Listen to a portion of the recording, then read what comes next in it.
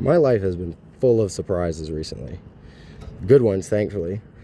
One in particular happened last weekend. I very briefly got to reconnect with someone who is very close to my heart, and we had a great conversation. I bring this up because having this conversation with this person reminded me of how much has changed for me over the last 6 months or so. I felt like I'm me for the first time recently. I know who I am, and I feel like I'm making the decisions I truly want to make. I know what I want out of life for the first time in my life. I'm 100 times more confident. School is easier too. And one thing that really helped with building all this confidence was actually making these videos.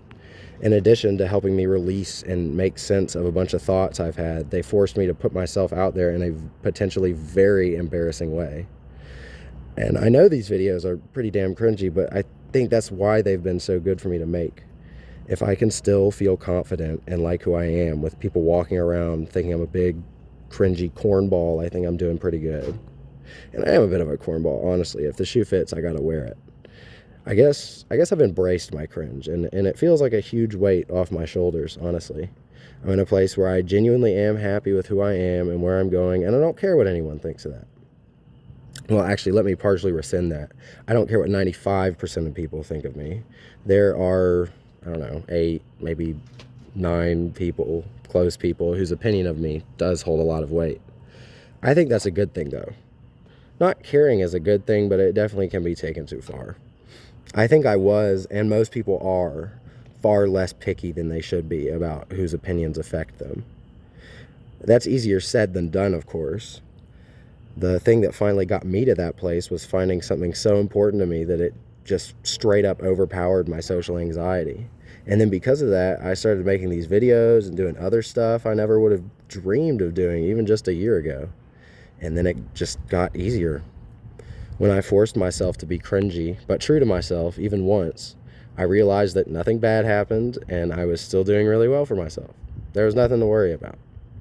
Honestly, people aren't cringy enough. A little bit of cringe never hurt anyone. And people are so quick to label stuff as cringy or corny. Being too involved in a cause or like too excited about a hobby or something you're interested in, just being bad at something, having a weird sense of humor, whatever. Any of it is enough to get labeled as cringy.